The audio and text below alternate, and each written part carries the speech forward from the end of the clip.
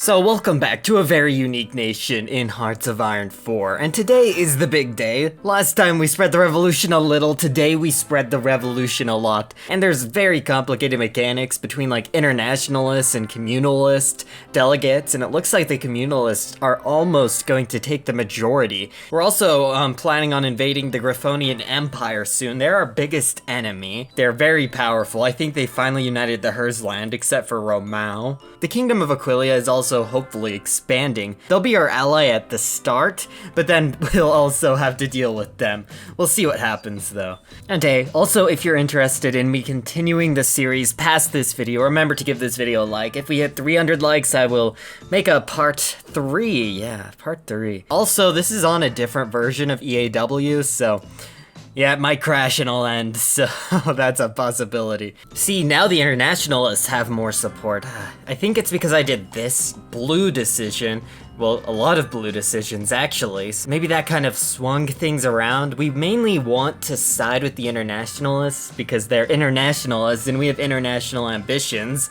I think that's how it works. I'm not completely sure, but I'd like to think it's that way. And we conquered these guys forever ago, but I've been kind of lazy with doing my focus tree in regards to them. At last the gunshot rings out, and the battle for the North ends. Our forces stand triumphant in the war against the northern tribes. It was not a war we wanted, but we ended it all the same. The leadership of the tribes are either dead, escaped, or are captives. Perfect. So it looks like we'll make them a demilitarized puppet. Hopefully we will integrate them soon. Oh, it looks like they're already trying to raise their autonomy. We better send them some convoys so they can't do that. Okay, and this is kind of interesting. So Whitetail followed the path of communism, and now since they did that, we are allowed to do this decision called Propose Union with the Whitetail Socialist Republic.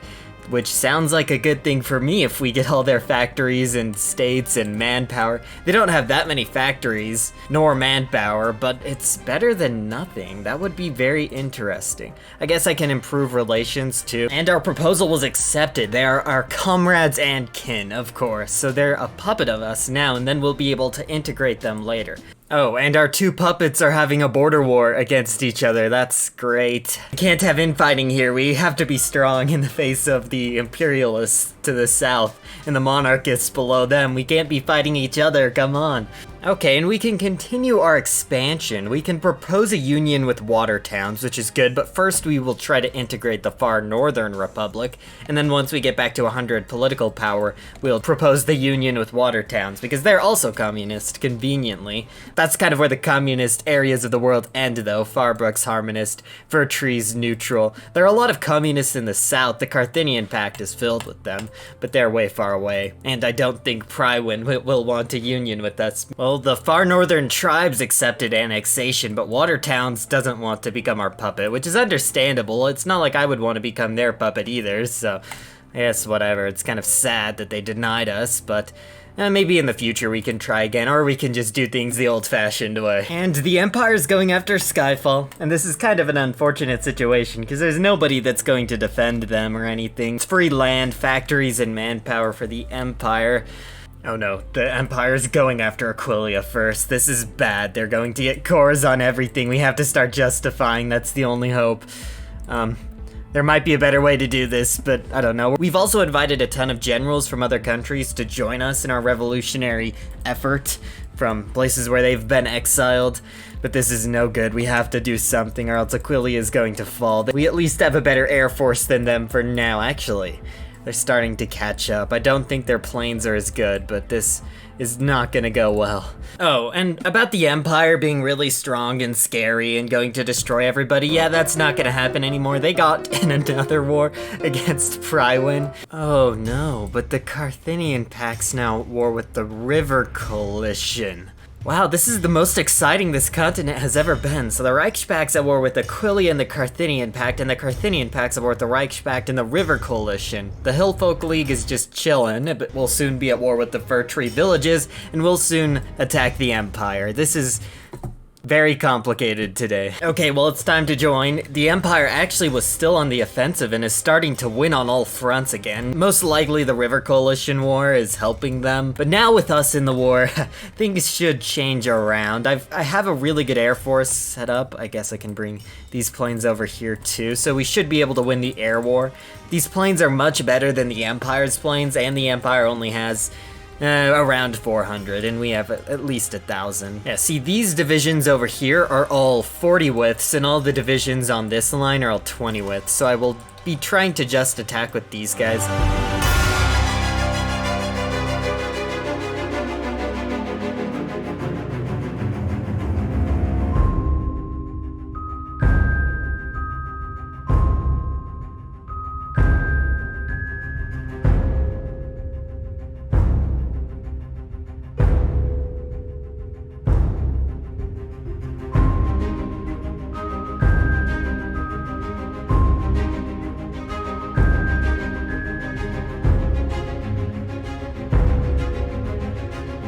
They're getting into another war too. This is bad.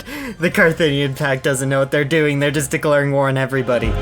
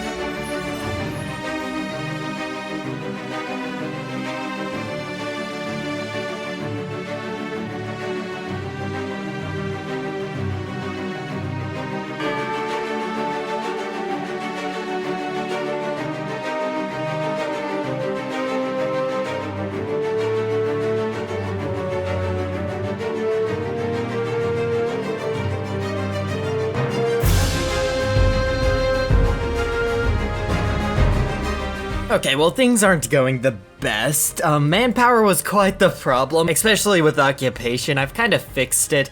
We also had a lot of divisions get overrun, which is also not good. Yeah, they've taken down our entire air force now. Our air force is pretty much nothing. This is bad. I don't know what's happened. Oh, it's probably because no one else has an air force on our side besides us. And the Griffonian Empire is pretty big at this point. This is not very good. I didn't have any anti-air. I was planning on winning the air war. Not gonna happen now. Okay, this all is no longer sustainable. Like, we've kept this up for a while, but it's time to start tactically retreating here.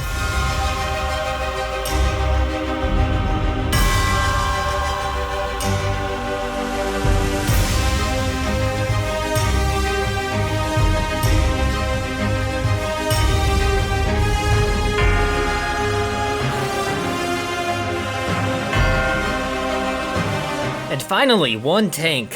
One pretty decent 40 width tank. After all this time. I guess maybe what I could do is I could kind of set up a defensive line here-ish. I guess I could try to, like, defend this for them.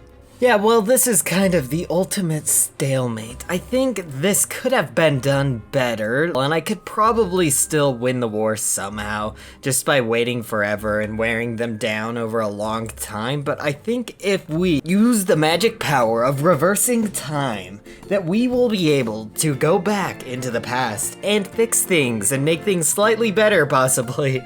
Make things not this terrible. So this time I did a few things different. First of all my divisions are 40 widths, not just one army. Everything is the same 40 width template, this one. And this time I also put anti-tank in them too. Last time there was no anti-tank, which was a really bad idea. Now there's anti-tank. I can push their tanks and try to defend against them now. With the world situation, things are slightly different. The Empire declared war on me instead of Aquilia. It looks like these two might go to war with each other, and the River Federation declared war on the Empire. It seems like they're probably going to lose this time for sure, but I'm still gonna be smart, because this is what I thought would happen last time, you know? Prywin was coming in, Aquilia was starting to go on the offensive, so I just battle planned, lost everything, and then... yeah, that's what happened, and then everything turned around. This time I'm going to be smart. No battle planning.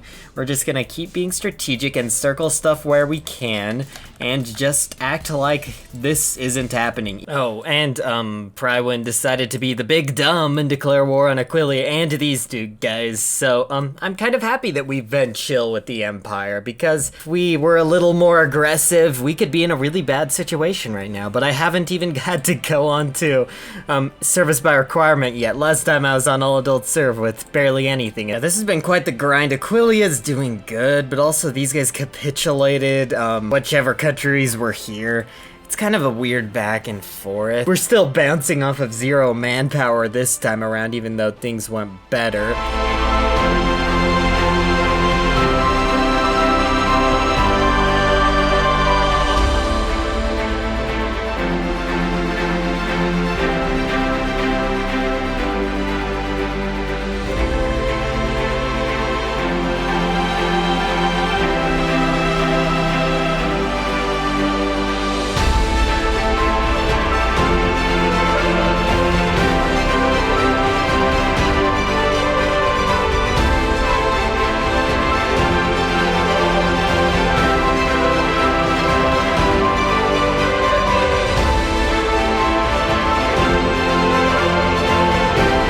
And there we go, a lot of war score compared to everybody else.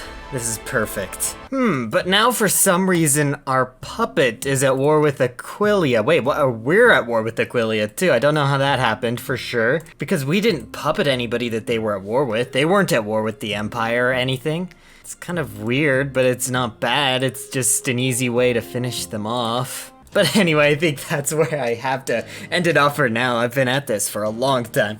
If you enjoyed, remember to give this video a like, 300 likes for another episode, and see you all next time.